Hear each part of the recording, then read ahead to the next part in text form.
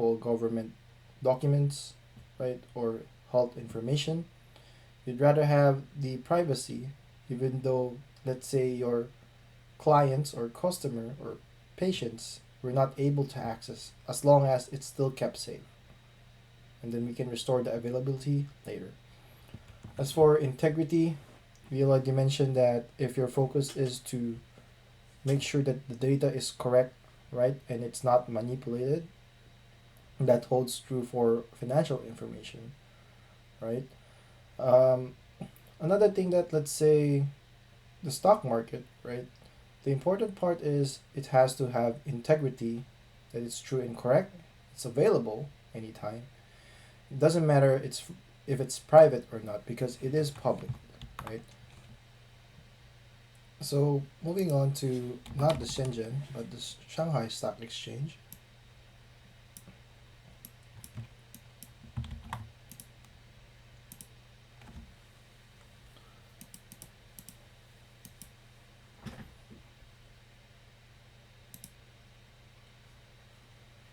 So an example would be is to access a stock exchange, let's say Shenzhen Stock Exchange, and access a public company. I can basically view the report for that company. Let's say I want to see the semi-annual report, full report for 2020. I can access that. For them, they have to make sure that the data is correct. For example, the operating income should always be this number, right? And it should reflect the true value and what's reported by the company. Okay, heading back.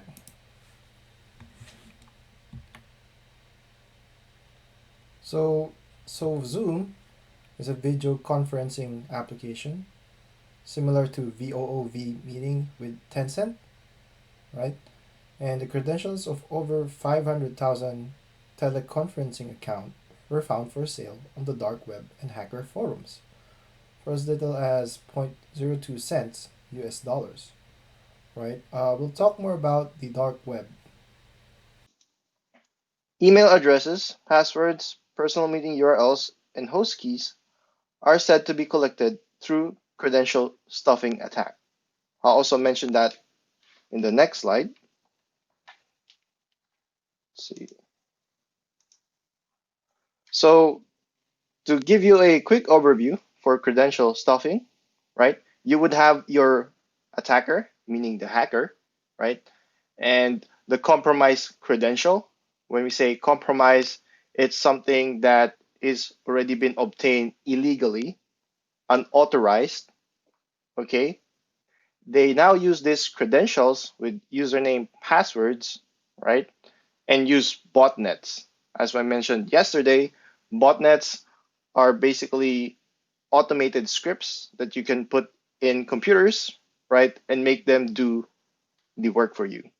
So what would they do is basically grab all the credentials, put it in a script, and make sure to make it keep running and keep putting that username password in a certain website, right? It will be like a manual process. For example, in your Alibaba account, they would check all of these username passwords if they get if they can get inside of that using your credentials. Facebook, uh, I think everyone already knows, a popular social media in the US. On April as well, more than 267 million Facebook profiles has been listed on sale on the dark web, all for $600, right? So they can also do this. They get a lot of information and they sell it in bulk, in one big chunk or in one group. Okay. Report links that this profile back to the data leak discovered in December with additional PII attached. So PII is just an acronym or a short term or word for personal identifiable information. Everyone has that.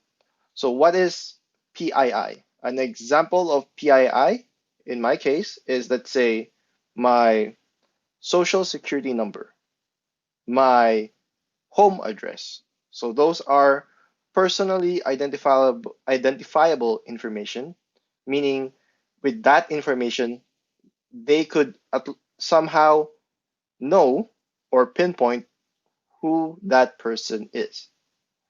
Okay. Researchers are still uncertain how this data was exposed originally, but have noted 16.8 million of Facebook profile now include more data than originally exposed. So we've been talking about the dark web, right? So most of us have been using the internet, and that's just in the surface, right? Your Yahoo, your Google, your Baidu, and all of those stuff that you're accessing in the internet easily, it's in the surface web. A lot of websites as well are in the deep web. When we just say deep web, it's not something that's illegal. It's just something that, as a regular user, right, we can't access it right away. A quick example would be, let's say you have your own school learning management system or your own school email account, right, or website that only you can access, right? For example, your school has research journals or your school is subscribed to electronic textbooks. Other non-students couldn't access them. They are in the deep web. They require special access tokens, right, with your credentials. Aside from that, you can just access medical records, some financial records. Example, if your company is a private instead of a publicly listed companies, as I've shown you earlier, right? It's not available right away. Okay. Some government reports that includes top secret information, right? Subscription only information. Nowadays, we do see this a lot in even electronic news. Before it's free, now you have to subscribe to access. If you know Netflix or the equivalent of Netflix, it is also subscription only, right? And so on and so forth. The dark web is called the dark web because a lot of things are happening there. And usually, when a user enters, they say there's no trace. How? They do it through um, IP address masking, which means it hides your IP address. It could be by tunneling using a virtual private network that you subscribe to another one, right? So even though you are from a certain country, it can mask that it says you're accessing in a different country from a different country. And one of the popular dark websites are the Tor, right? It's you cannot just access it without first masking your address. Some political protests, drug trafficking, unfortunately, like drugs are being sold in the dark web and other illegal activities, right? So illegal activities includes this marketplace where people buy and sell also stolen information. Nintendo, I'm sure for every gamers out there, they also had a credential stuffing attack. Again, credential stuffing is where they got a lot of user name and password and start using those to basically access their accounts, right? So Nintendo has granted hackers access to over 160,000 player accounts, right? With unauthorized access to the accounts, the fraudsters may have purchased digital items using stored card as well as personal information including name, date of birth, gender. country, region, and email address. So you are also seeing a pattern, right? Even the biggest companies do get attacked, right? And there's always a weakest link. As I mentioned before, it could be a human, but it can also be a lot of different systems. As we go along later, I will be mentioning as well like IoT devices as a another risk factor, right? Because it becomes another attack vector. When I say another attack vector, it's another point of entry or attack surface to your organization. Okay? For now, we'll move along. So now we're going back to the textbook. So for this chapter, we would evaluate basic foundations of information security still, identify tools and system, reduce the risk of data breaches while enabling core organizational processes and assets. It's very important that when you deal with cybersecurity issues, you don't just grab, let's say, people who would just be there to defend when attacked. A good cybersecurity um, practicing company would basically have good guidelines and practices so everyone in their entire organization would follow it, right? And be secured. Next is implement system, apply tools, and use concept to minimize risk to an organization's cyberspace to address cybersecurity threats. Okay. Objective, reviewing system vulnerabilities that can leave a system or network open to attack. Again, this is part of the risk assessment, right? And how do you even obtain or know what are your system vulnerabilities? You do try to use an application to do inventory, monitoring, logging, checking of the health, and so on and so forth. Discuss social engineering attacks and their mitigation. This is a very so yesterday I mentioned if you can do physical attack in the server room, it's way easier, right? Another easy way is if you can do social engineering, meaning using humans to trick humans, right? Um, you can basically gain access to the person's credential or even the organization. This is another easy way to penetrate the individual or organization without even learning how to script, program, or learn networking, and so on and so forth, right? Describe various types of cyber attacks, attackers, internal and external, right? Again, when we say external, that's the thing you always think that these are hackers. Internal, again, as we mentioned, it could be an employee that's very mad, right? Not happy, right? They may disclose private information. They may even put a program or script so that, let's say, when they left the company after maybe 60 days, the program activates and maybe destroys the resources in the company. Okay. Describe various technical cyber attack methods as well. Okay. See. So I guess I want to jump right away with the social engineering. Let's see. It's fine if we don't have an audio again because I can just explain what's happening. So this is called vishing. It's a social engineering attack where it's using through phone, right, and voice. So again, people usually go to uh, big conferences and learn about security, new security tactics, right? So in this case, they interviewed someone who does social engineering, okay?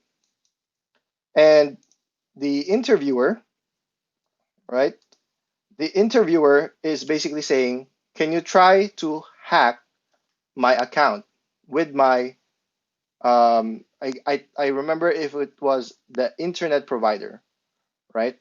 So interestingly, what this the lady is the one who's doing social engineering called the customer support and started playing baby crying sounds, right? And aside from that, the lady was posing as the wife of the guy, right? And it's interesting, even though the lady did not was not really verified, but because they put the pressure on the customer support specialist, and then you add this pressure of having baby crying sound. So if you are the customer support representative, you kind of want to help this mother with the baby crying and just help him get access to whatever she wants. So at the end, she literally was able to grab the information of the interviewer just by calling the customer support. So again, social engineering, if you can just be creative, you can really get a lot of access without knowing the technical stuff, right? So that was an interesting, simple yet scary way to do social engineering. Okay, let's head back.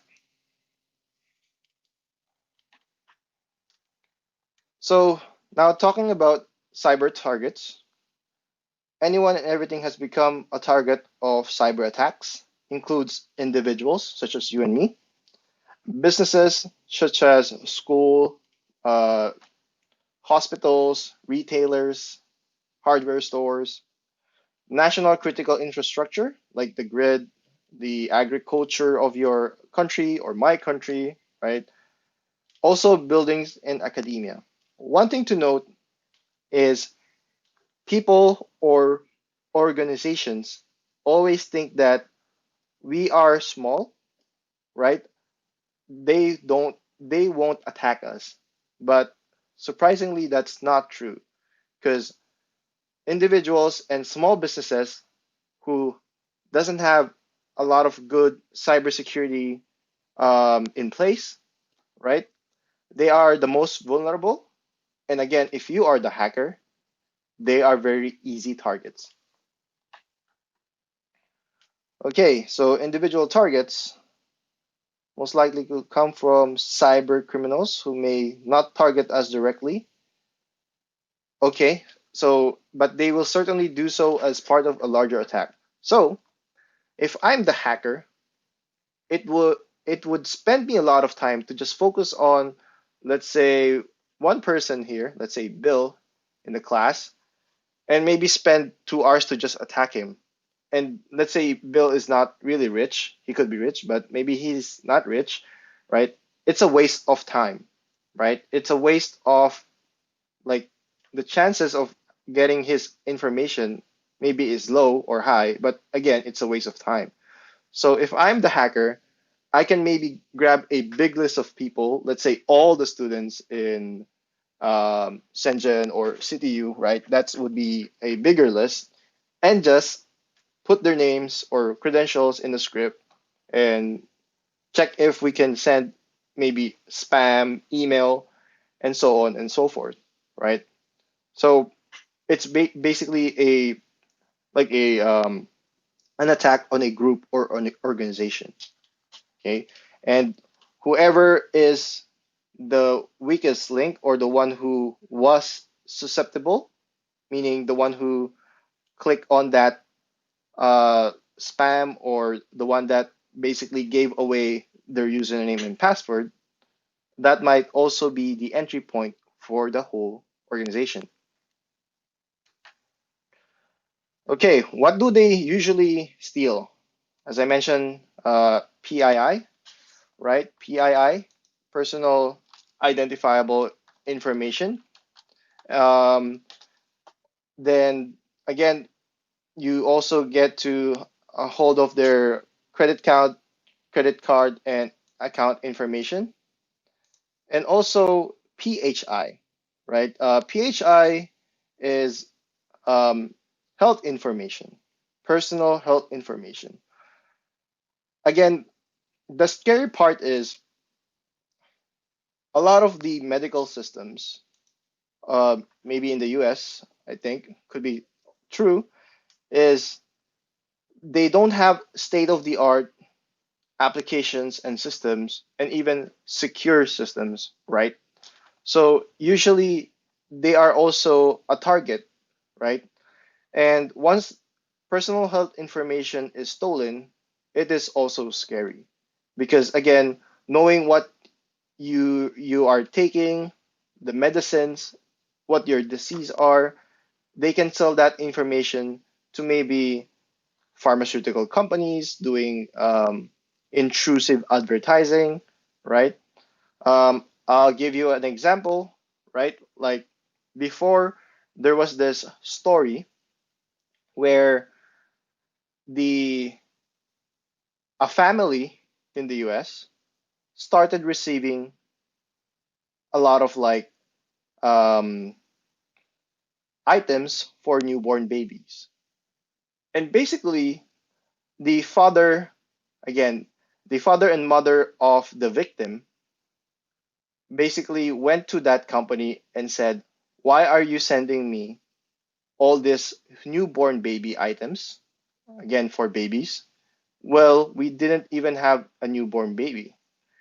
Turns out, after a few months, they noticed that their daughter was pregnant. And basically, the personal health information was stolen from the daughter that was pregnant that they didn't know, right? And again, because it was stolen, advertisers or let's say pharmaceutical companies could send those things, which is could be very embarrassing, right?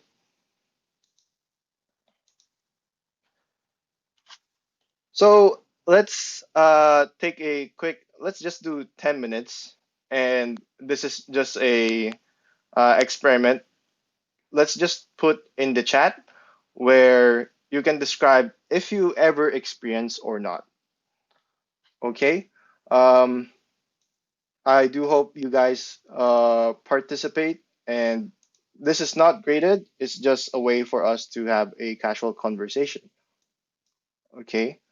So describe a time when you have been, let's say, okay, click this link. I will give you a lot of free in game money or credits. And kids might really fall into that trap because they might not have the knowledge, right? What is a scam or phishing, right? So harassing calls, yes. So I don't know in China, but in the US, there are recent developments wherein um, if the call was likely a scam, again, this is from Alex. If it's likely a scam, the telecommunications provider or yeah, the telecommunications provider would basically put a an image on your phone that's saying it most likely is a scam, right? So thank you for sharing that, Alex. For Jeff, let's see, harassment calls. Yep, it is very scary.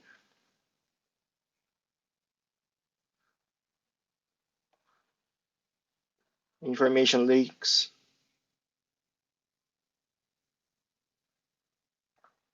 So another way we can address information leaks. So whenever you put credit card information, there's a risk that it might leak, right? So some people, what they do is they basically purchase a very cheap virtual card, right? And that virtual card, when you pay for that, you can also set the limit, right? You can, let's say, buy a virtual card, a virtual credit card, and let's say you assign that it only has a limit of $100, and it doesn't trace back to you as well with the information. And what's good with that, if your virtual credit card got stolen, at the most they can just do $100, right?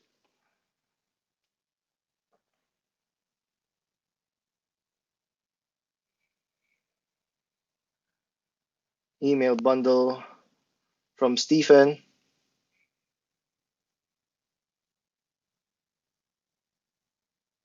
That's not good.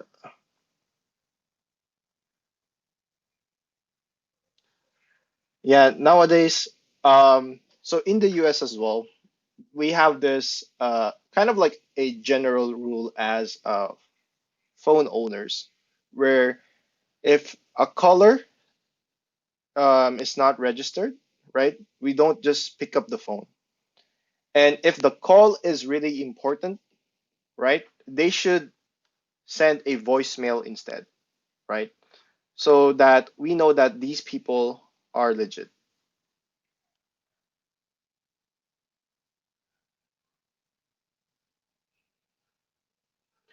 And also, I did have an experience this time around with, um, I don't think I've used my email anywhere, but if let's say I know someone's email, right? I can basically harass that person by using his email to sign up with a lot of, let's say, websites. Let's say they want a free PDF, a free product, sign up with an email. So that's another way that you can harass a person, which please don't do it because it's very annoying and it's also impossible to defeat. As again, when let's say I signed up someone else's email, they'll definitely get all the emails, right? But if I do that with a lot of different websites, he'll get a lot of different emails. And the only way he can basically combat that is to one by one to click unsubscribe or put it into spam. Because for the website, they thought it was a legitimate, right? Or a real sign up by this email, right?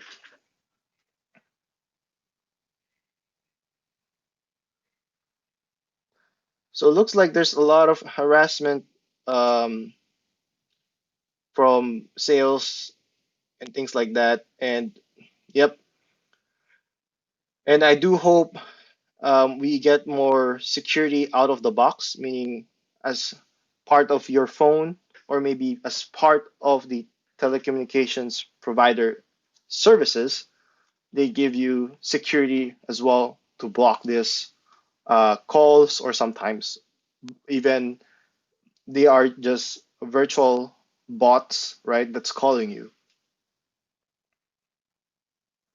So from Zio, the TOEFL test, mm, that's very bad as well. So this is another scary thing that even though we trust the organization, right? But some of them do end up selling our data to other organization, right? Because again, big data is money as well, right?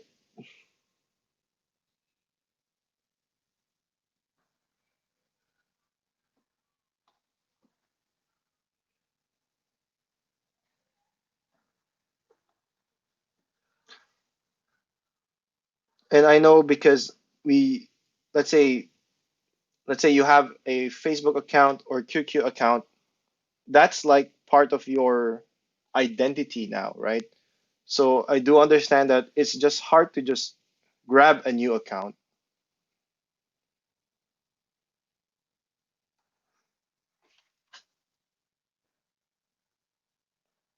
Okay, so thank you for participating in this quick discussion. Let's try to move on to the um, slides and let's to some of the muddiest points before we go to the break and then continue on the lecture.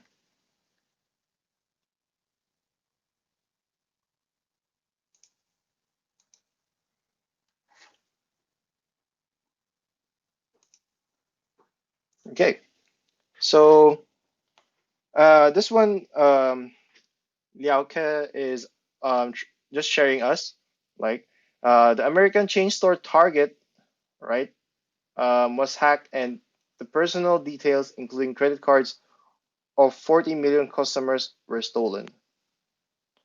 So again, hackers almost certainly gained access by using the stolen credential of a maintenance supplier before planting the malware in the cashier's terminal. So at this sentence alone, you would now know that even though a big organization would have big security features, but once it uses third party vendors, again, it does not own, let's say, the cashier terminals, right? Or they did not really put a lot of security features there. Then now that becomes a point of entry of the attack, right?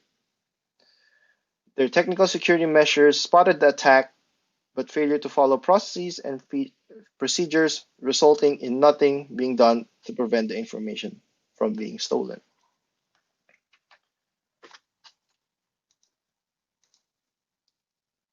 So another one is we have from Alice the main principles of cybersecurity that of the segregation of duties.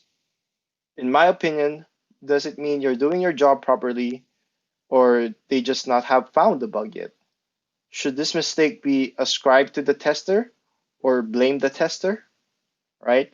So I would say that testers are not really to blame. That's for sure, because usually it's a part of a bigger picture, right? Um, it could be that the testing manager as well, or the developer, right? As far as testing, right? They also have this what they call unit testing, where they basically test a small component of the application, right? And that would be the first stage of testing. And during that time, a tester can also generate this report, right? If you can see the image, it's basically a code coverage summary, right? That alone would tell you if the code lines were being tested, like how much percentage. An example, in the first line, let's say the junit.text UI, only 66% of the total code lines were basically tested. So your aim would be in a best case scenario, you'd aim to have 100% coverage on everything. But that's just not possible all the time because even generating and running a lot of test case would also be resource intensive, and again, it might not it might be very costly to the organization, right?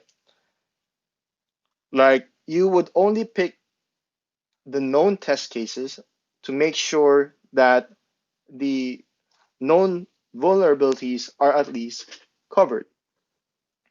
Also, 100% test coverage doesn't mean that it's 100% protected, right? Because I could run a very simple test case that goes through all the code lines, but those test cases are really just random test cases that doesn't really check the real test cases. An example, right? Let's say you have a calculator application, right? But in your calculator application, you also have letters and numbers. However, you only created the calculator to do addition, let's say 1 plus 1, but you didn't take into account that a person can put letters as well. I guess a better example would be a calculator app in your computer. If the calculator app is not built well and it doesn't know how to process letters, right? It can basically crash the system. So you might want to do some test cases and making sure that the user of the calculator cannot, when they press letters, it should not register or crash the application. So that is one of the test cases so that the developer can also make sure to catch those inputs. Okay, so we can stop here for now and take a 15-minute break. And after 15 minutes, we'll proceed back to the lecture. Okay, I think we can start. So we now go back to the lecture on business targets. As we mentioned before, businesses are like a gold mine for hackers, right? When you get to attack them, you do get a lot of financial resources or money than the average person, right? And again, businesses often ignore the risk, thinking that they're too small, not, I mean, thinking that they're not going to be interested. The hackers are not going to be interested. Okay.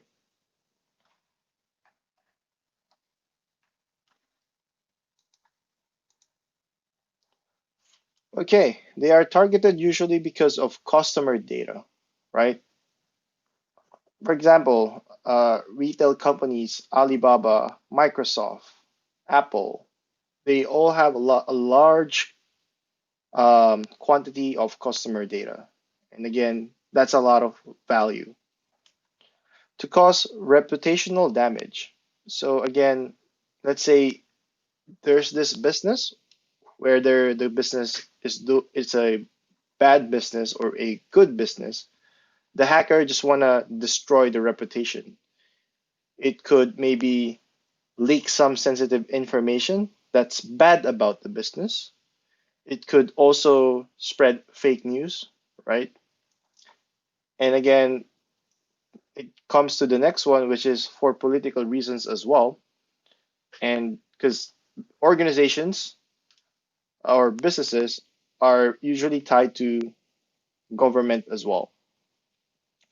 And lastly, to disrupt operations, this could be maybe from a rival, it could be an attack from a nation state, right? And so on and so forth. So businesses may also be part of a bigger attack that is going on. So DDoS, right, is distributed denial of service. It comes from DOS, which is only denial of service. With DDoS, it's just basically a bigger range, right? And a bigger attack on many, many organizations. And again, the root of this attack is the denial of service. And the way you do that is basically you overload the organization's system with a lot of requests for resource. Again, request for resource comes in a lot of ways. It could be request to access the website just by putting the URL in the browser. Yep, it could be overloading the search engine of, let's say, Alibaba or Amazon, right? And so on and so forth. And to basically automate that, you can use botnets. We mentioned as well the critical national infrastructure, right? In the US, they have identified 16 critical infrastructure sectors whose assets and systems are vital to the United States security, health, safety, and economic status. And these are the sectors. As you can see, you would have chemical sector, commercial facility sector, right? We'll just look on the important part, dams sector, meaning it's like the controlling of water levels, right? Could be for floodgate or it could be for water resources. Defense industrial sector, right? Emergency sector, right? If you mess around with the dam, again, the floodgates might open and a lot of like livelihood or housing might get destroyed. Emergency services, if someone hacked the 911, right, they could render the 911 service unavailable, right? That could cause a lot of deaths. Energy sector, putting down the energy grid cripples, right, and basically weakens the country, right? Financial sector, hacking the stock market, right? Changing the data numbers. With changing the financial data, it loses the integrity as well, loses consumer trust. Food and agricultural sector, and so on and so forth, right? So this is US, but in other countries, you would see a lot of similar sectors that they consider as a critical national infrastructure, right? So it's in the country's interest to basically increase the cybersecurity, right, in these sectors. Building targets. So this is especially true with the rise of Internet of Things, IoT, right? IoT are things that we use from day to day now, right? Let's say you have um, a automatic lights powered by, let's say, Wi-Fi as well, or Bluetooth, or you may have a Wi-Fi connected refrigerator, a Wi-Fi connector connected air conditioning. So an example of this one is interconnected HVAC systems. HVACs are basically the uh, the air conditioning cooling for uh, again, most organizations. Could be for server rooms, could be for retails, right? So HVAC means it's heating, ventilation, and air conditioning. Again, HVAC means heating for warming up, right? Ventilation and air conditioning. Okay, so another target is academia and research. Many universities have been victims of cyber attacks. Again, another reason why is schools doesn't really have a big resource to make their system as secure as big organizations, right? Also, student hackers and outside hackers for different reasons. Students are often easy targets due to lack of knowledge. I think this can vary. I believe that maybe um, high school and university students are less likely to be easy target. I still believe that very young students or the old population are the easy targets. Okay, cyber vulnerabilities. So when we say vulnerability, it's basically any weakness that can be exploited to mount an attack on a network, system, or service, right? It's like when a good example, let's say you have a boat, and let's say the vulnerable part of the boat is because it has a hole, right? So that could be an entry point. Another thing is, let's say, another good example? Let's say you have a vehicle or a car, An entry point could be the door. So if the locking mechanism is not good, that's a weakness or a vulnerability. Now we thought about the physical example, the virtual example. Now our systems, right? So weakness in terms of like open ports, right? If meaning if you have a computer and you just open up all the ports, meaning all the entry to computer, you're basically very vulnerable. Okay, the types of vulnerabilities again, one is policy and process vulnerabilities, right? This could mean that the steps that the organization will take in a certain task, right? I can give you an example. Example, our policy in an organization could mean that managers have all the access to everything. So that's a vulnerability to policy. Why? Because if I hack the manager, I get access to everything.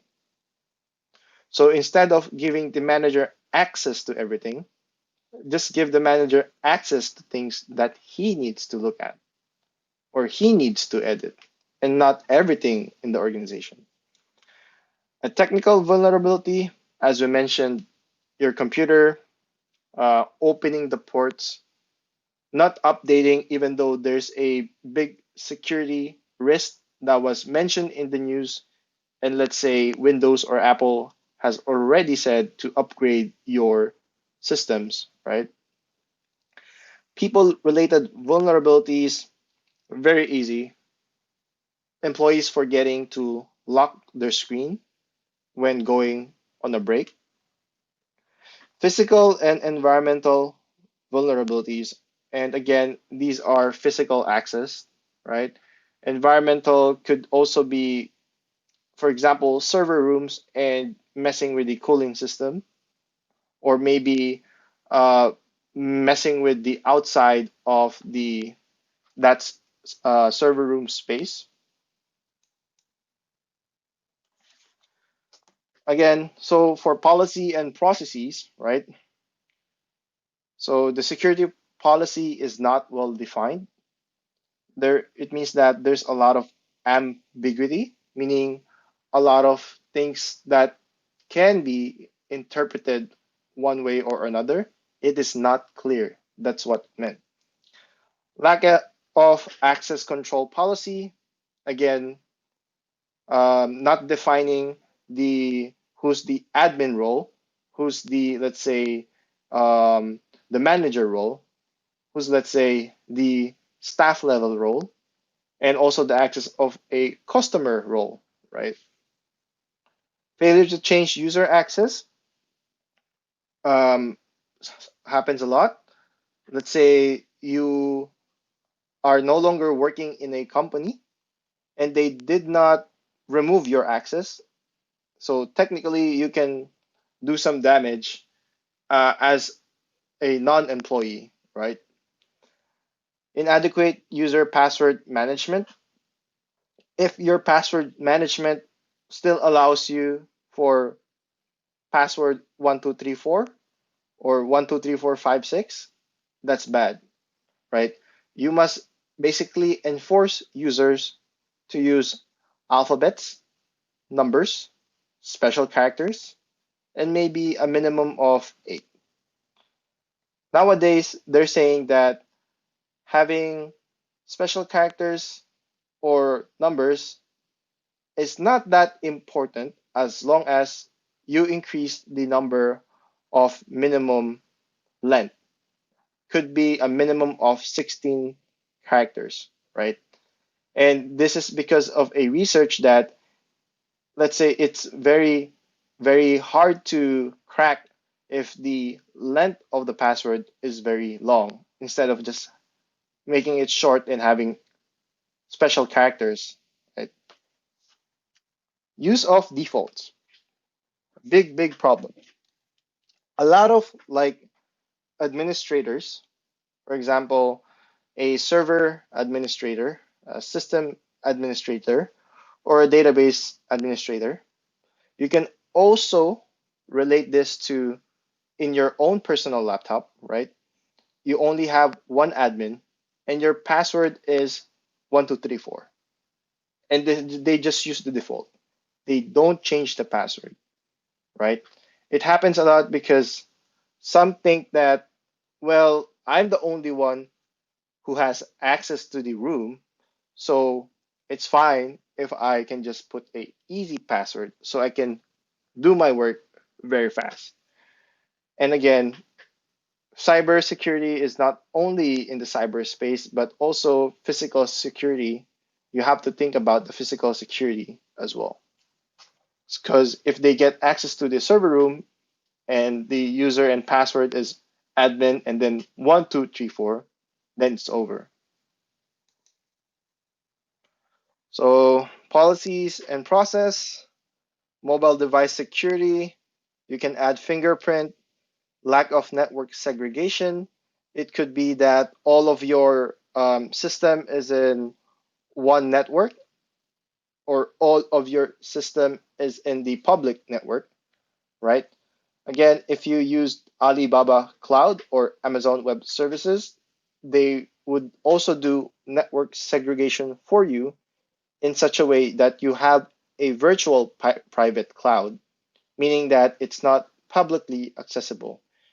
And also, you can also create different virtual private clouds in such a way that when one set of systems or assets are compromised or attacked, it would not be affected or it would not affect the other virtual private network or cloud. Lack of clear desk or screen policy, locking of the screen, restriction of administration rights. Again, as I mentioned, it's not because the person is admin or manager, you just give all the access. All right.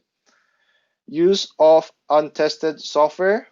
It was not yet verified and tested. There could be a lot of vulnerabilities, so that's a big problem. Failure to restrict use of system utilities, separation of duties, adequate monitoring, protected public networks. So inadequate monitoring, again, you would want to have a thorough check on your system, right? Your wireless access points are doesn't have a good password, right? Or is publicly available. And malware protection, lack of patching, inadequate untested backups and restoration. So if you do store data, you do want to have backups in the so that when someone attacked and maybe erased your data or compromised your data, you are able to restore it. Improper disposal of data or media. So here's a big risk to everyone as well. If you do have a old PC or laptop, throw it in the garbage and you think that's fine. Maybe you format or delete the items, the contents. Maybe that's fine. But truth is, not really. A lot of businesses are able to recover data that's in the hardware. So the really best way to dispose data or media inside of the hardware, right, is basically you hammer it down, destroy it, right, and make it unusable. There's another way to delete data is by using a very big magnet, but again, that's very costly, right? Just to show an example, big magnet to delete hard drive, right? There have been research on that they use a very big magnet to destroy the data without actually physically destroying it, right?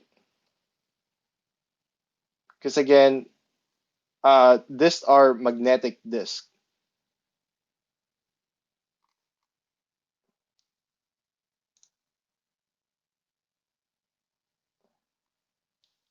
Yeah, don't think I have that information here. So we can just head back. But they did a research using a industrial level strength magnet to destroy a teeny tiny hard drive.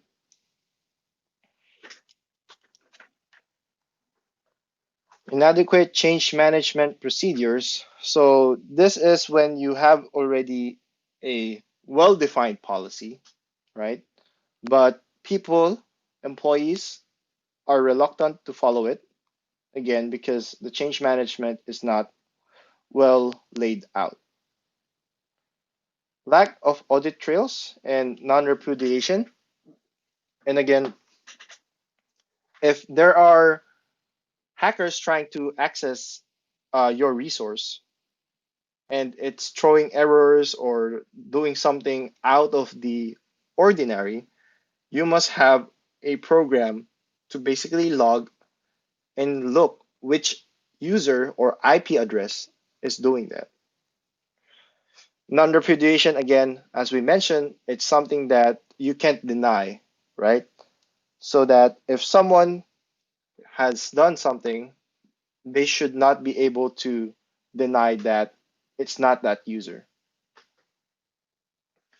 Segregation and test and production systems, acceptable use policy, move along here. Uncontrolled copying of business information, right? It could be downloading a work PDF and then uploading to your personal Google Drive or whatever cloud drive you're using. Okay, I guess let's see. I'll check the time first. I think there's still a lot to talk about, so we can skip this for now. So in technical, there's a lot of poor coding practice, right?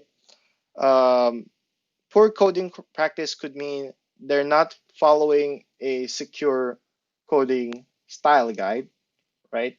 They're not catching test cases that would bring the system down, right? Another way of a poor coding practice is they don't test before they put it in production. What I mean by that is if someone built an app, right? You code it, you do coding, you built an app, you did not even test it, and you now use it for your customer. So that's another poor coding practice. Poor specification of requirements, poor quality assurance and testing. Uh, so now we can now blame the test manager or the tester if they don't create a good quality and assurance testing, and as well as the specification of requirements.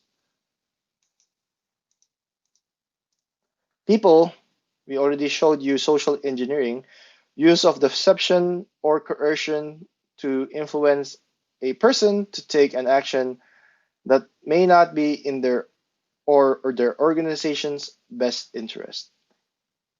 You would see this a lot in movies as well, that they also do social engineering to act as uh, the pilot of the airplane or maybe the bank manager, but they're not really, right? So people as well, lack of awareness. That's why October they did people the cybersecurity community dedicated October as Cybersecurity Awareness Month, so that we get to remind people of the usual attacks and vulnerabilities and also the current trends or current news, right? People not complying with policies and standards. Um, let's say not locking your screen or following the password management, right? So use of simple password. And again, poor response to training and awareness. Physical and environment, as we mentioned before, access to the room, and environmental is again heating, ventilation, and air conditioning. And the reason for that is computers, as we all know, in our personal computers, right? The more processing power that is doing, the greater the heat that it's releasing or emitting, right? That could damage the whole personal computer or laptop. So you do need a fan to cool that processor. Now, again, in server rooms where you have a lot of servers, also known as computers, you do need a lot of cooling so that they won't break down and be damaged. And that's why we have the HVAC down there. Power and energy supply as well. Removing the plug, right? Or turning off the circuit breaker, meaning the whole power for the building, can also do some damage. Personal impacts, this is pretty obvious. Information, credentials, money, reputation, and trust.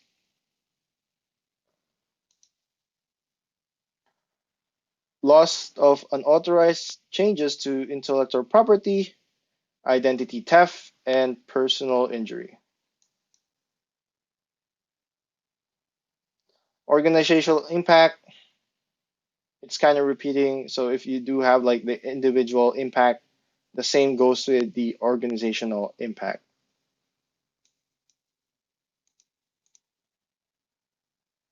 Okay, we can just skip this for now. Vulnerability group exercise. So we'll move more on to the muddiest point, or let's say if we can do concept tests before muddiest point.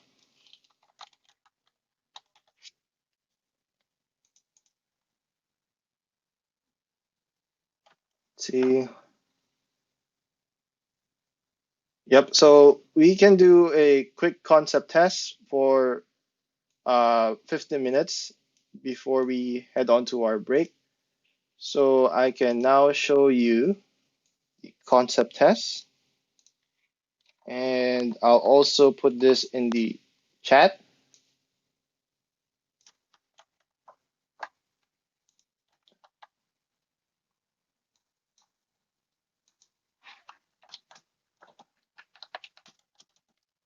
And the same thing we want for you is to vote your answers, and we can discuss as well.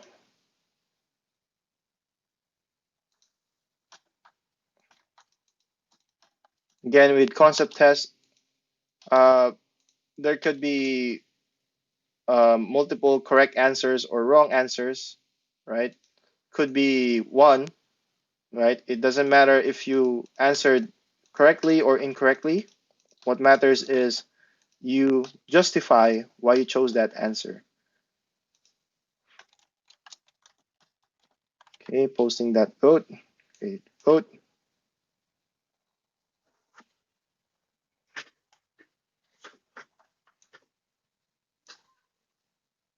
Okay, welcome back, everyone. So for the concept test, I think Alex and some of the students got the correct answer. So the answer is E, uh, because again, when something happens to the organization, right, the reputation of the business is lost. However, the reputation of the customer is not really lost because again, they're not the ones who were attacked, right? Um, the reputation of customer could be lost if maybe that hacker maybe released something, let's say uh, a bad video about that customer, then it will become a loss of reputation for the customers. But however, usually it's not the customer who loses their reputation. it's the business, right? We have some students answering, which is like Thomas. There are other options that will affect the rest of your life. Could be one of it is reputation. If you're the business, yes. Um, and other ways could be retrieved later, right? So money can be fixed, and even reputation can be fixed, right? But was what Thomas was saying, other losses are harder to repair. Okay, so for Chris, I guess this is on the perspective of a customer not paying his debt, right? Um, and that is, yes, a loss of customer reputation. But then again, what we're talking about here is a cyber impact, meaning a cyber attack impact. Okay, so thanks for turning in your concept test, and we'll check that more later on our side.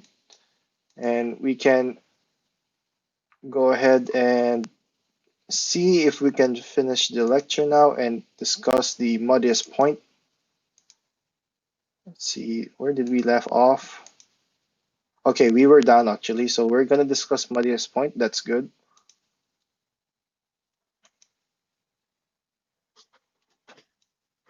So this is what Joe had shared to us. So users often use cookies and leave traces, but users will not pay attention to it, right? For example, usernames and password may be stored in cookies, which are easy to be stolen and are likely to be decoded into plain text. So cookies are basically uh, things that, let's say you log into your social media, right? It could store the information in a cookie, right? Again, the word cookie is just something that it's not really related to how it functions. The inventor of the cookie just thought of using cookies as a name. So there's no relationship between the name and its function, right? Um, so again, cookies is storing information not only for usernames and password, right? It could also track and store information on your behavior and how you interact, right, in the websites and web pages. It can also be used to again keep track of what your usual searches in a certain website, so it can load things faster, right? And again, cookies is storing information. Another way to store information in the browser is local storage. Okay. Moving on to the second paragraph. Session cookie does not contain the secure attribute, so malicious scripts injected into the site may access this cookie and steal its value, right? So if someone create a cross-site script, XSS, cross-site script, and then that's basically a man-in-the-middle attack. And when that happens, sessions can be stolen, and this session, the hacker can now use it to basically impersonate the real user so he can access accounts. Okay, so it's basically disguising as another user. So website cookies, right? On the left hand side, it stores like how what page you click, which you signed in, how many minutes you have stayed, what items you purchased or bought, right? So in the right hand side, this is just a simple understanding of what cookies, right? So if the browser msn.com, like the website, right? Let's say a user interacted with it, and the msn.com will now give the cookie to the computer, right? so that anytime the computer or us, the us, we access the website through the computer. So anytime now we use the computer to access msn.com, he can provide the computer can provide a cookie so that it knows that, hey, it's the same user again. We'll just grant you access, right? So it is a way to, again, as we saw earlier, right, with Joe, that cookies are vulnerable to man-in-the-middle attack um, if not correctly added to your website application, right? So you would think that, well, if there's a security risk, right, why not just not use cookies? Yes, that is also possible. However, as humans, as users, we tend to don't like websites that are very hard to move around, access stuff, right? An example is you wouldn't want to, let's say, log into your um, social media account, but every time you go back, it asks for username and password. Your users would definitely have will be annoyed if they are asked every time. So again, we can just store it in a cookie and maybe have an expiry for the session. Maybe ask the user to maybe log in once a day and it's fine, right? Or maybe a month, then ask them to log in again and not every time. Okay, so from Katie, how do we do with storage media when it reaches end of life? Oh, before that, I do remember something, just going back. So if you do want to check cookies, so in our browser, we can, let's say, click here, settings, and we can go ahead and see cookies, right? And now you can see all the cookies that are associated with you by, where's that? Mm, this one. So here are the cookies that's storing my data. Website that has I have cookies on. So another way we can check, right? Let's say we go through a website, let's say W3 schools in any web app. You can inspect. This is for Chrome browser. Other browsers might have a different way to access, but you should be able to access. And if you go to application, zoom that more, and you can see cookies as well. And you would see a lot of information here that might not be readable to the regular human, right? And again, your browser does store some things as well in local storage, right, to cache data, right? And also the session storage. In this case, there's none here. Okay, heading back.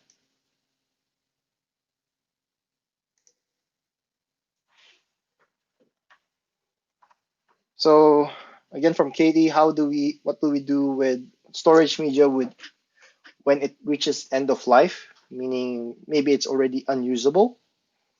And as I mentioned before, to delete all the contents, the best way is to really destroy them physically, right? Because again, other people would buy um, thrown away or discarded storage media, and they can still extract data even though you formatted it. Next from Ting Yang. First, why are cybercrimes easy to leave trails? Next, if they don't want to leave trails, what do they commonly do? So, um, Cyber crimes, um, easy to leave trails. It could be that maybe these cybercrime actors are uh, just new to the game, or possible that the trails that they're leaving is basically something to mislead them. As I mentioned before, you can use uh, IP address masking or VPN to give a trail that you're coming from a different origin, a different place or country, right? So if they don't want to leave trails, what do they commonly do, right? The one of the things that they can do is once they go inside, right? They go inside the system, and then after that one, they can just delete the logs, right? Because again, the computer itself would be logging who goes in and out, right? Usually hackers would go into the system, do their stuff, whether they just surveil, right, or check the system.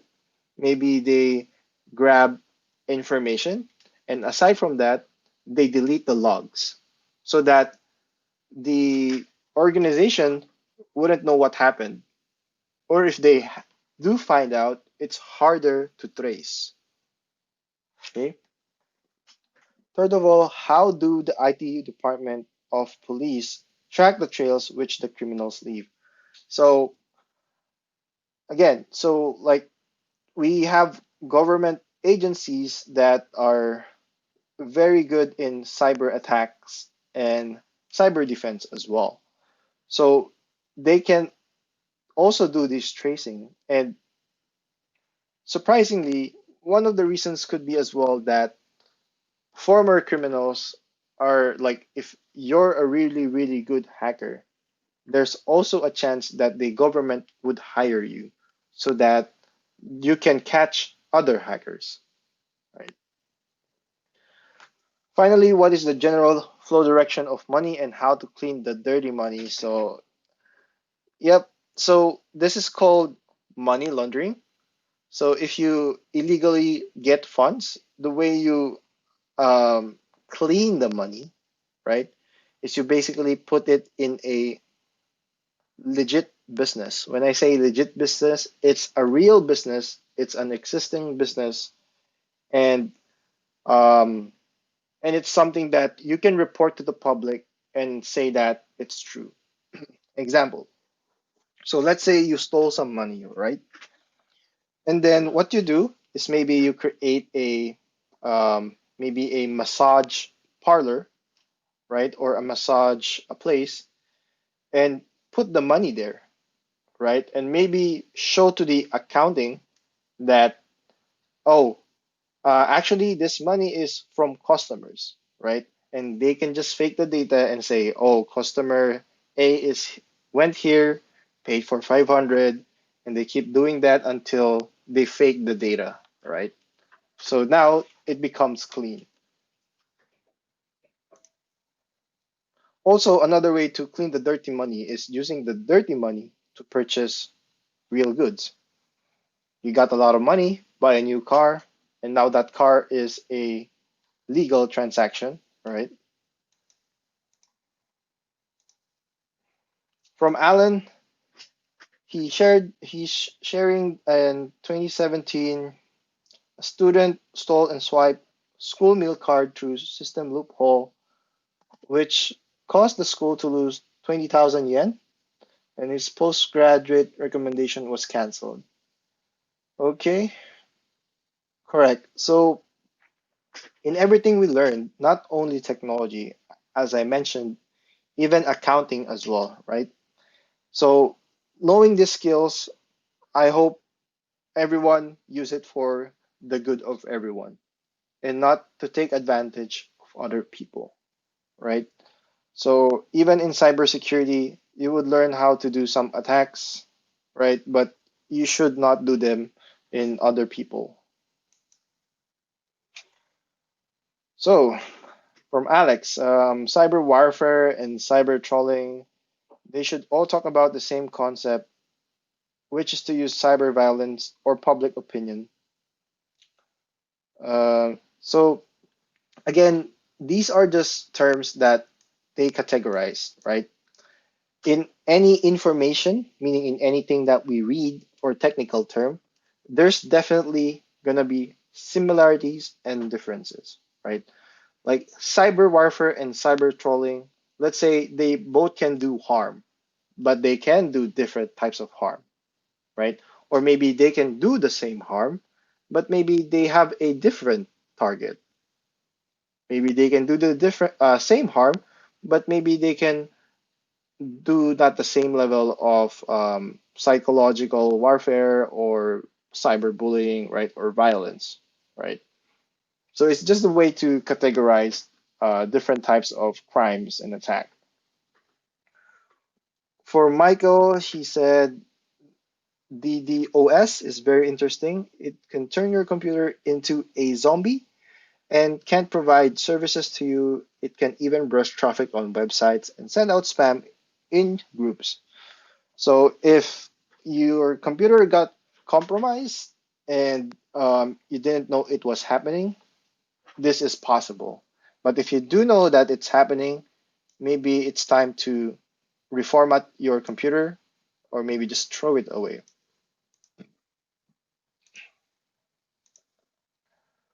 From Ethan, so Ethan shared a good movie called Who Am I? So do check that out.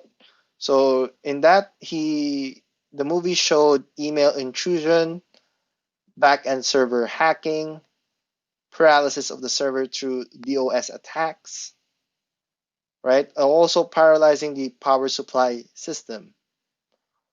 What I want to know, is this achievable? Yes, it is achievable. All of these are real. The only difference is it's not as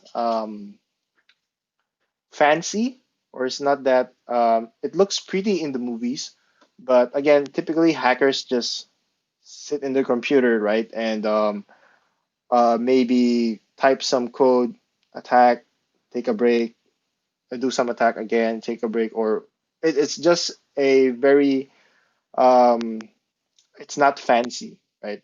But again, maybe it's different from spies who do physical intrusion. That's something very cool, right?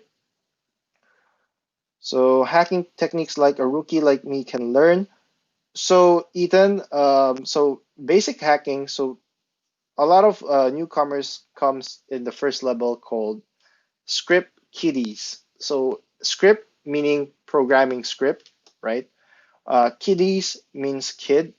That's usually the first level. So what script kiddies usually do is they basically look for a script that they can just use and execute to do an attack, right? And again, please don't do that in other people and organizations, but that's usually where you start, right?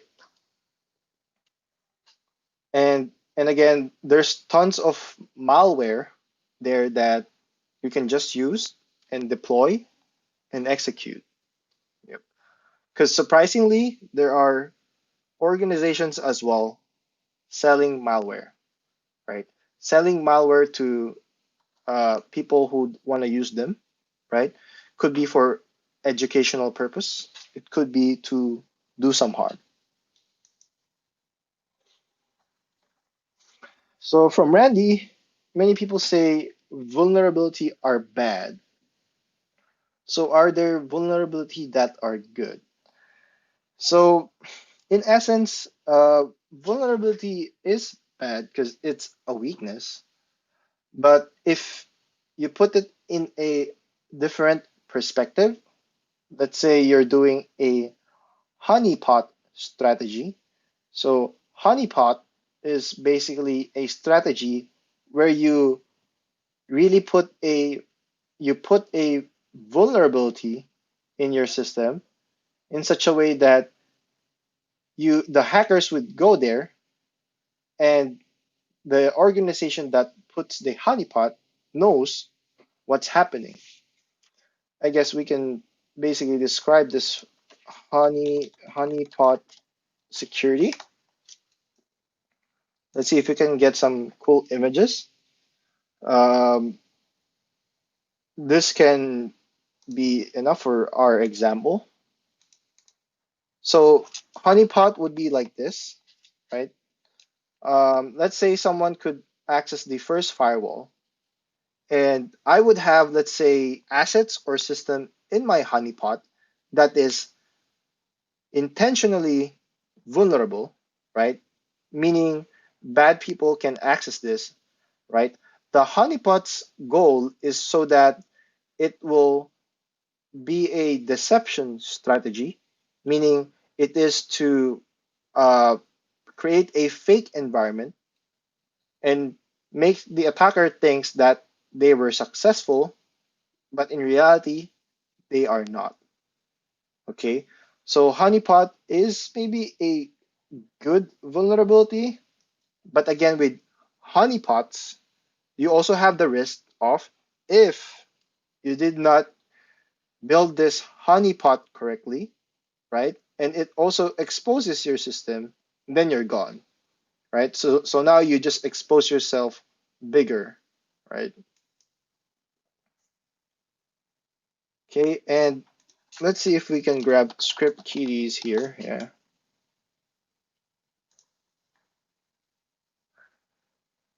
Yep. So script kiddies are people who lack the expertise to write their own code because again, it's also usual if you're starting, right? You don't know how to do your own code and you just execute scripts. That's why it's called script kiddies. In the hacker world, though, sometimes people don't really think that script kiddies are hackers, right?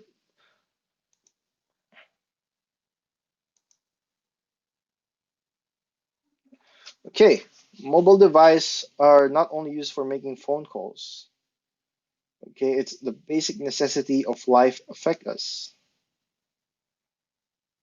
So the loss of theft and mobile phone is no longer as simple as changing a new mobile phone. So yes, from Faye, yes, thank you for sharing. It is true that it's a large amount of loss in data if we end up losing our mobile phone, right? But then again, there are some security features provided in such a way when you lost your phone, you can deactivate the phone remotely. Okay, so what surprised me the most that many interconnected products have shown little or no security. Yes, so IoT, especially when it was new, security was not their priority or they forget to think about it, right? So with IoT being connected to a organization's network, it could be an easy entry point for attackers. So if hackers are caught by the police, network police, what kind of punishment will they receive? This depends now on the laws of the country, right? So how? So for example, I came from the Philippines and we don't have a advanced information technology infrastructure as a nation, right? So with that, we don't even have strict laws on online interaction, hacking, right? So even that one, maybe the punishment is not severe as compared to maybe China or US, right? And again, it depends on the country as well or the government department if they do want to change that hacker or criminal and make them become an asset instead. And again, in any crime, it really depends on the level of crime and also the respective level of punishment you will receive. So we talked about the IoT, right? So again, one of the students mentioned as well with the Target. Target is a retail in the US. So just to show you the logo, Target Retail.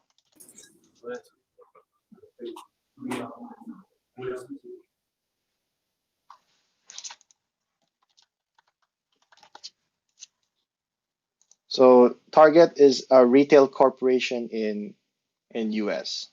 Okay, so when I say Target in this context, that's a company. So so there was an issue before with the Target retail company, where the attacker basically attacked the HVAC, which is the air conditioning unit, and then it was able to attack the computers, which is, let's say, the targeted host. So again, this is an example, just a flow of how the attacker would do it, right? Again, go to the internet, access the HVAC, and the HVAC is not secure, and then because the HVAC is connected to the Wi-Fi, so it means that Wi-Fi is also connected to the other computers in the organization.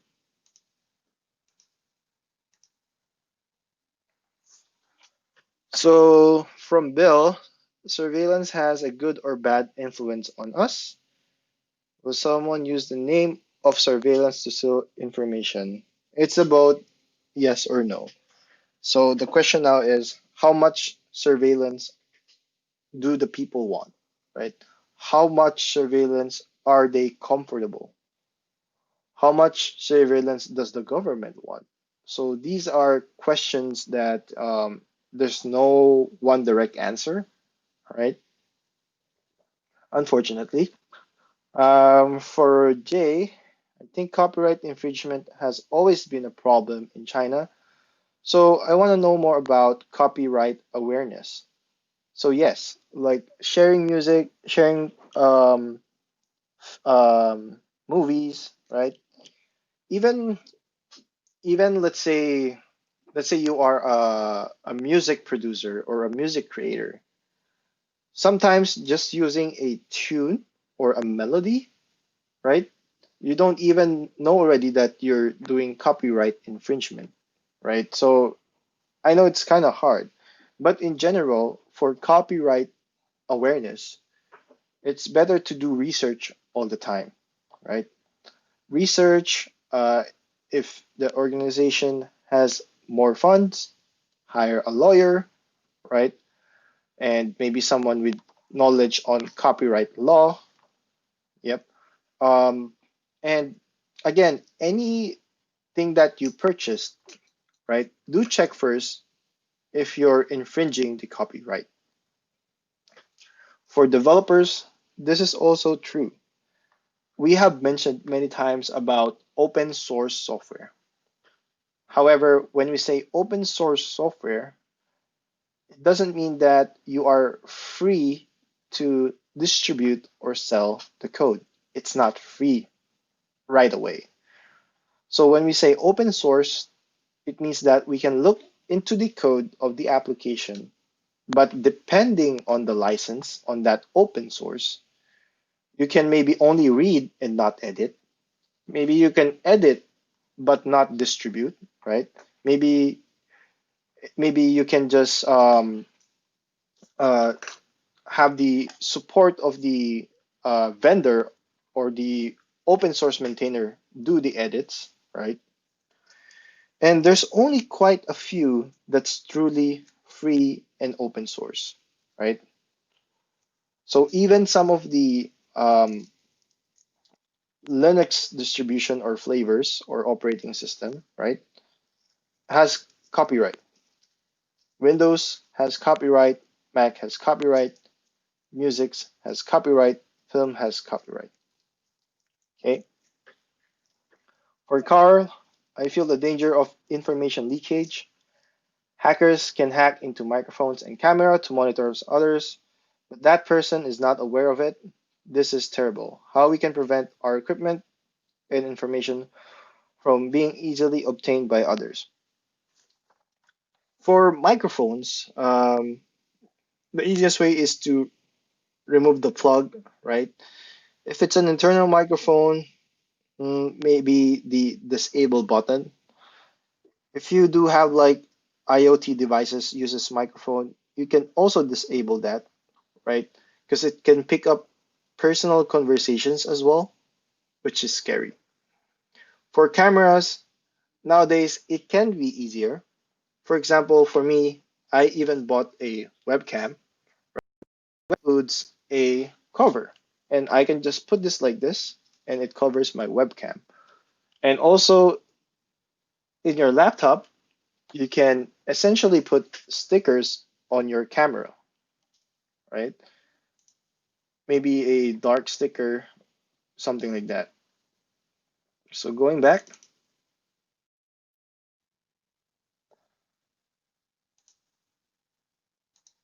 see, curious how hackers are working for the state, find and crack nuclear codes. Um, and what level do these hackers need to work? Again, it depends. It could be that that person is not really a high level hacker, but let's say that person has top level security clearance that he can just access the nuclear codes, right? Or maybe impersonate the person, right? Um, and it's something that we should not do. Yep. Um, then again, using social engineering is another way through impersonation. Next is from John C. I think that the existence of people who infringe on privacy of others through legal or illegal means is one of the reasons why our privacy cannot be fully protected by the government. Yep, but we do rely more and more on information equipment, which means that our privacy is actually difficult to become privacy. This is true as the purpose of the internet is really to share information, right? And to advance the technology, the more data we have, the better it is, but at the cost of privacy. So now you have to have a good balance for that one, right? See, for Charles, I want to talk about DDoS, which is distributed denial of service. Some online game operators use DDoS to attack games from other small companies. That is true. I've heard of that. Usually, these games are played by a lot of people, which can cause players to play other games they can connect to the game, right? So, actually, there's a very recent good example of this one, right? A good example is if I don't know if Among Us is also available in China, but this is basically a game. So what happened? We did have a young senator, a congresswoman, basically this lady, and then she played Among Us to advance her party. There's nothing wrong. He was just basically campaigning and promoting to vote, right? And she gained like 500,000 views in just one session, right? And the other party, what they did, so this lady is Democratic Party. So after they learned about this, the other party, which is the Republican Party, the supporters of that party started attacking this game server, right, to render it useless and spam it with the other party's agenda. So it's kind of sad that some of the games was politicized and was rendered useless for some time. Okay, so two more slides for our muddiest point. I don't quite understand the knowledge of DDoS and DOS. Um, as I explained before, to play it down, Porygon, nice nickname, it's a Pokemon. Um, you can essentially have a simple script, and let's say it creates that script and does the attack. Example, let's say I can use Python request module library, right? Um, okay, example. I have this Python code, and what it does is just access, right, the URL. I can put that in the code and have it running maybe every second. That alone itself is requesting for resource, right? So again, this URL could be, let's say, Google or Alibaba. It can request for resource many, many, many times. And then what would happen is the server, if the server can't handle the volume of requests, that's basically a denial of service attack. Because again, if the denial of service attack is successful, the server cannot serve its service, right? Meaning the service of the server is to give the resource back, right? So you deny the service of that server. So for Risky, curious how torrent files are generated and how they are used. Well, there's a lot of things happening here, but at the very high level overview, one is, as we all know, torrent are peer-to-peer, right? So it does not sit in one place or one server. It sits in people who basically uploads the file or the peer, right, or the participant. As for the torrent file, right, once you load that, it does have a hash table, and in this case, a distributed hash table. A hash table is basically just a lookup, right? So it knows where to look for that files, right? So because in torrent, let's say you have two people hosting the file with the hash table, it would know to get, let's say, the first portion or the first half of the file. I'll look for person one's IP, and the second half of the torrent file, I'll look for the person two's IP and grab that portion of the file there.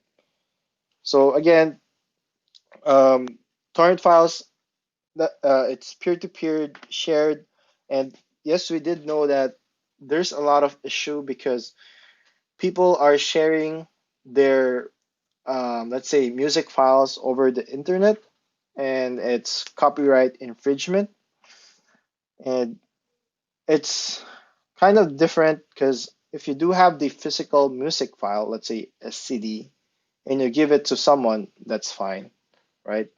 But if you send it peer to peer with a digital, it's not fine anymore, right? It could be fine with small, let's say friends to friend, right? But because the torrent became so big, where it became global, thus it became a big issue. So a one person can share the file, and other people can now download and host the same file. Okay, so that's for the lecture today and the muddiest point. We can now move on to the team project. Um, so we have mentioned this during day one, and more of I'll just discuss what are the things that we need to do, right? So by the end of module three, right, which is end of tomorrow, teams should submit a proposal. Okay. Again, the proposal, it's fine if you don't have a big content finish.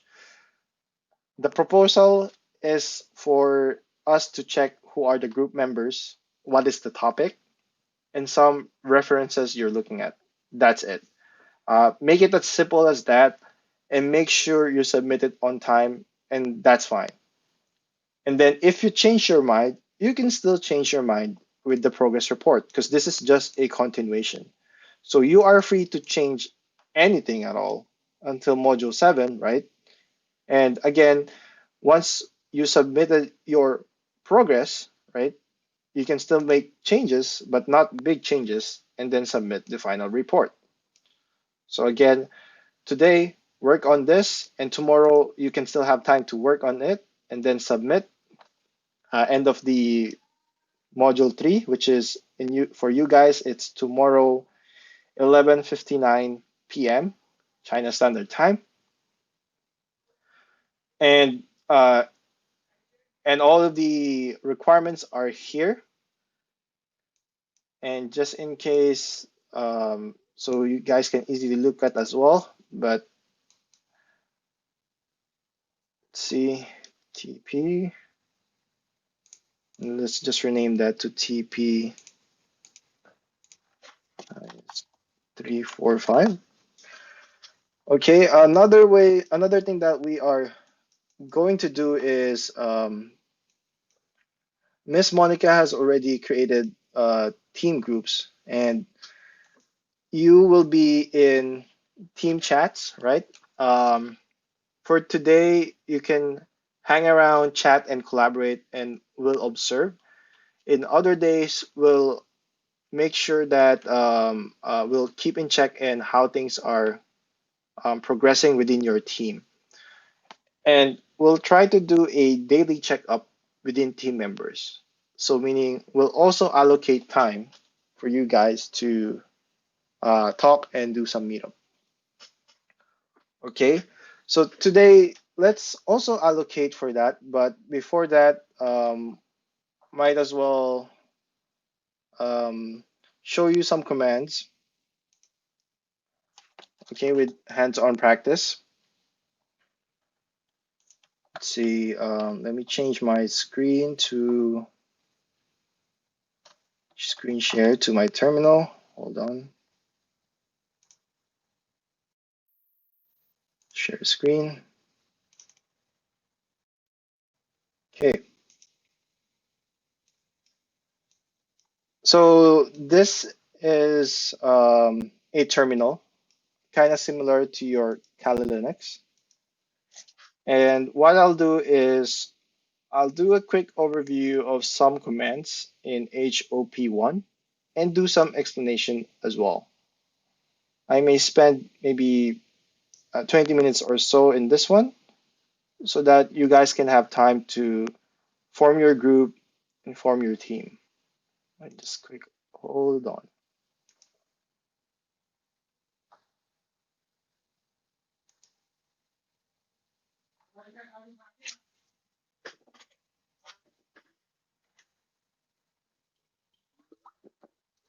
All right.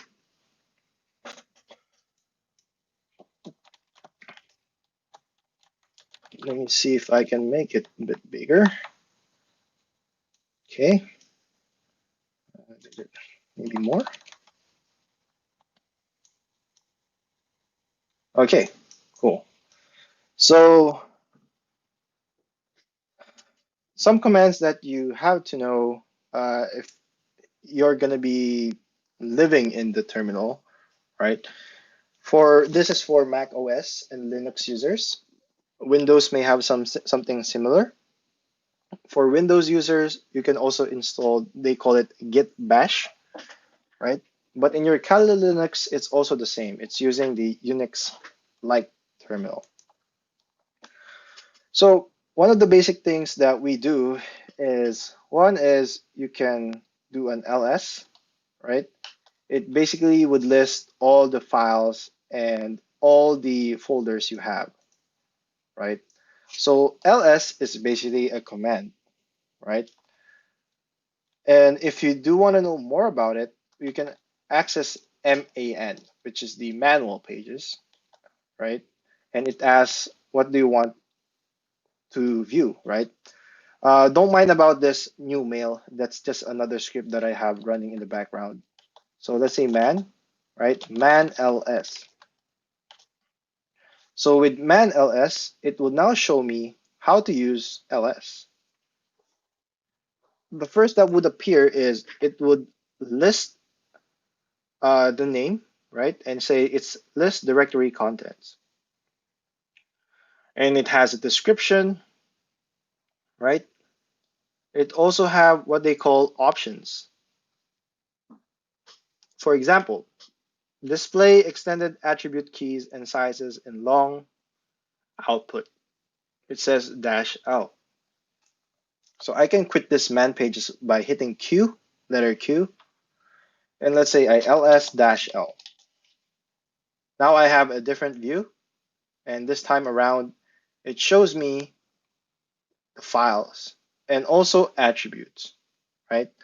On the left hand side, to just quickly summarize what that is, it just shows me whether it's a directory or not with the letter D or not, and whatever read, write, access that it has, read, write, execute, right? Read, no write, execute, and read, no write, execute. So why do we repeat this 3 times? The first read, write, execute is for the owner of the file. The second read, write, execute is for the group of the file. When I say group, let's say you have an HR folder or a sales folder, and only HR team can view that, or the sales team. And this is for public access, the others. Again, this is something you can quickly look up. You can also see the date that it was created or modified, depending on what's on the top. It did not say. So ls is quickly listing things that you have, right? So clear to clear this up. Another way we can move around is using the cd command. So cd is change directory, right? So man cd.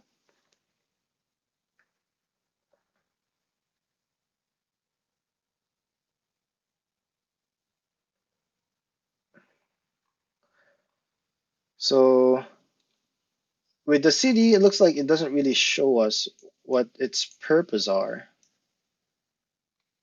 Let's try that again, man cd. Yeah, it's just giving us information on how to use it properly. But again, the purpose of cd is to change your directory. Let's say I want to do a list, right? And what are my directories, right? Let's say I want to go to dev directory. I can now do a cd dev, right? Cd dev. And as you can see, it changed my directory to the dev folder, or they call it directory as well.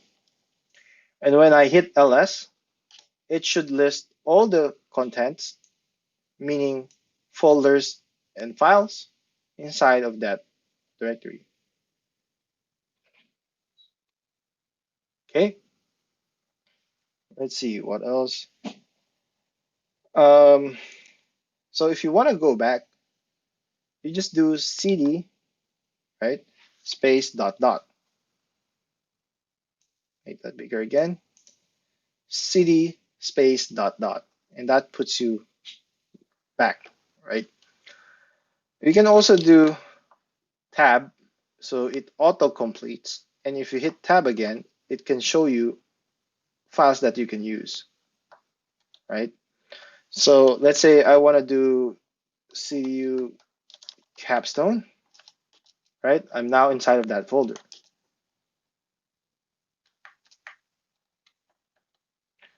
I can do cd dot dot, or maybe cd go somewhere else. And as a default, when you only put cd, it makes you go back to home, which is this one.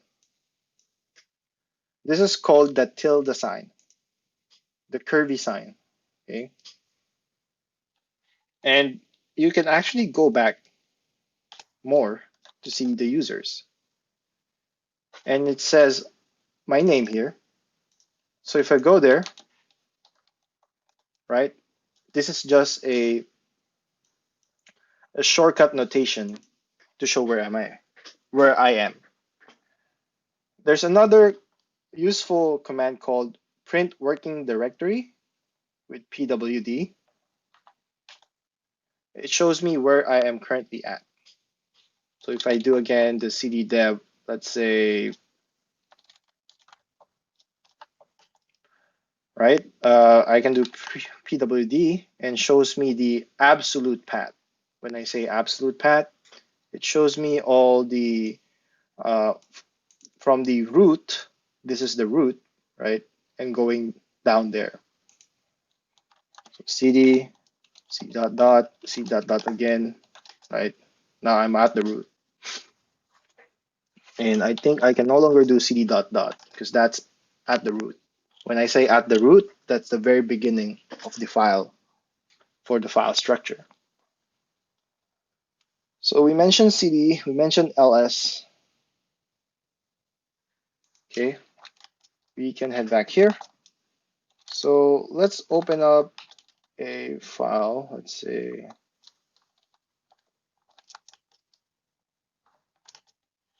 right. So this one, list files and content. With dash L, it shows me which ones are files and which ones are directory. But what if I have a hidden file? I could do that with ls-al. And this shows me, like I didn't have this earlier. So the hidden files are shown in with the dot notation first, right? If I want to verify this, I can just quickly open my folder, right? But we're not doing that now.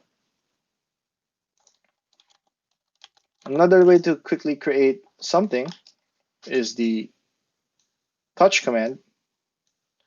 So I can do touch hello zpt.txt,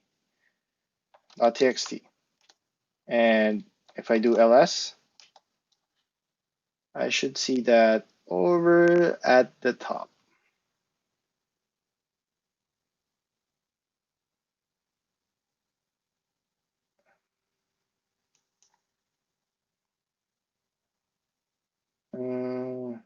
Here we go.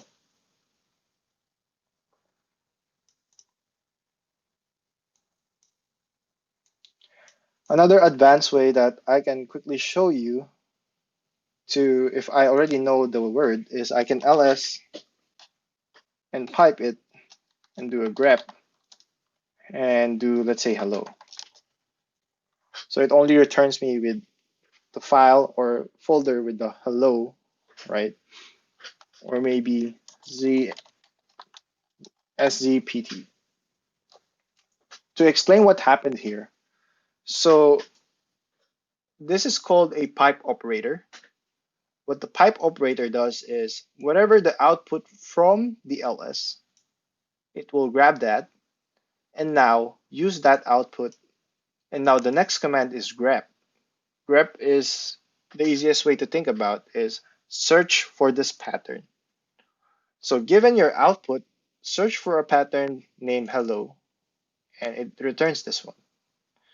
Given this output, search for a pattern with SZPT, and it returns this. So this could do the same with the, say, dev, right?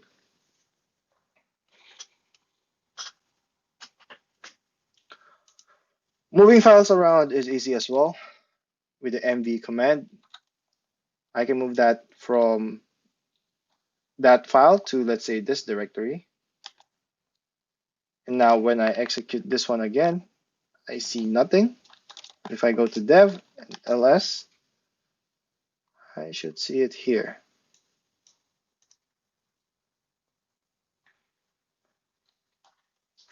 Okay, again, we are learning basic commands, and these basic commands allow you to move around, right?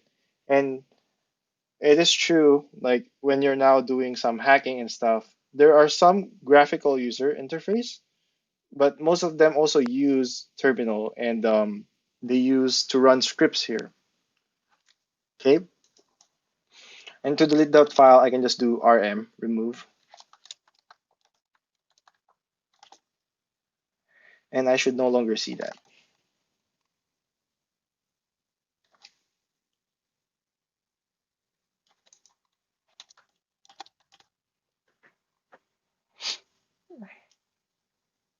Another way to quickly create a file. So we do know editors, right? Text editors such as Microsoft Word or um, Visual Studio Code or maybe Sublime Text, Atom, Text Edit, Notepad. We also have like Nano. If I say nano hello.txt, it will basically open that up. And let's say hello Shenzhen students. And I can exit with Control X and then Y and then enter.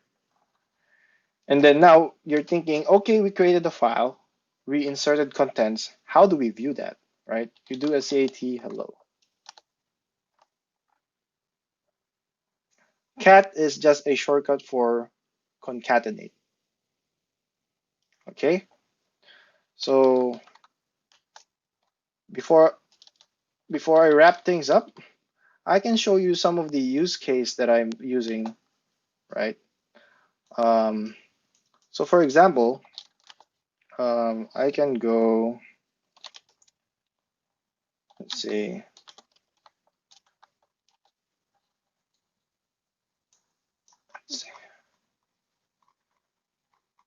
So I have some scripts inside of uh, where you can store script. One of it it's dot profile, right? So I created some shortcuts in such a way that it helps me, right? For example, okay, for example, if I want to run Python code, let's say let's create a Python code. Let's say, and then let's say print.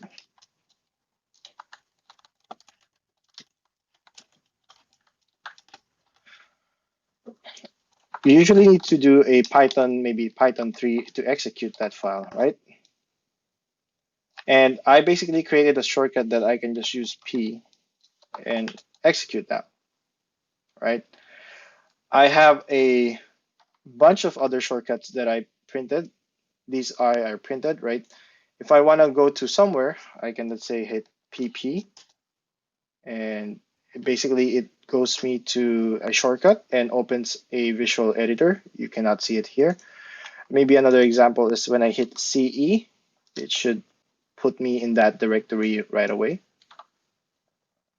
right?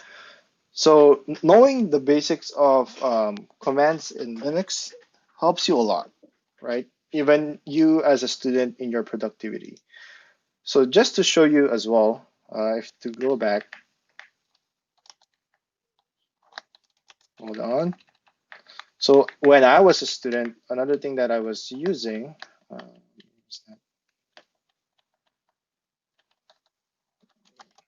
let me view.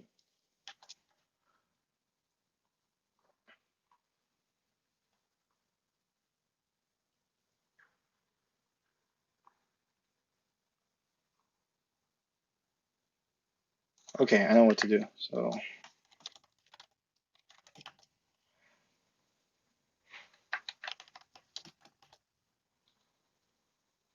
okay, hold on.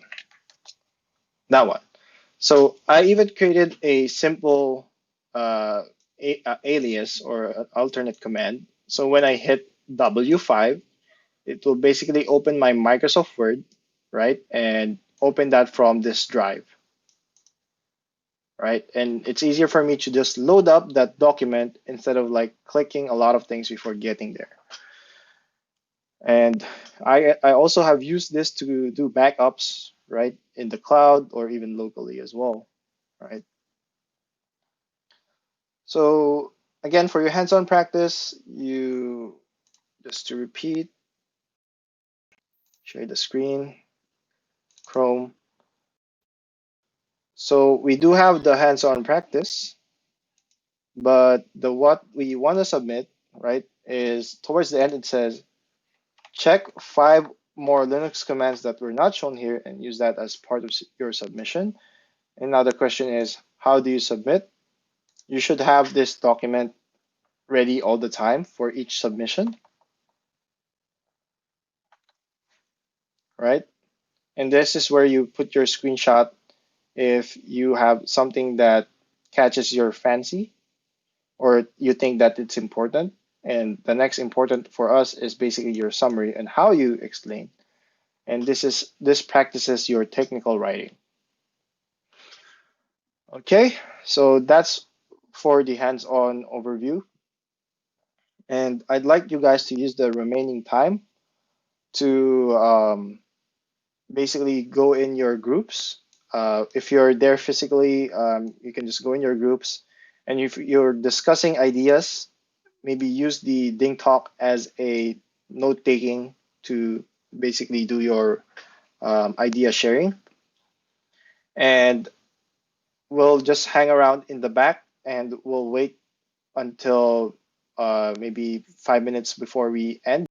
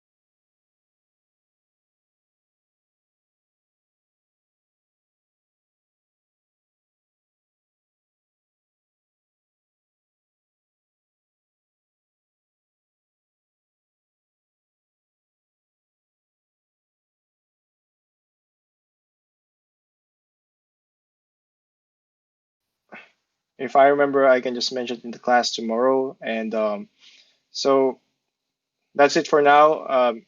Make sure you're up to date with the news in the cyber world. Thank you for today, and thank you for your participation in the chat.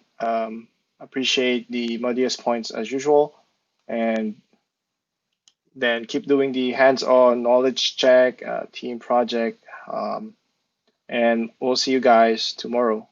Thank you very much.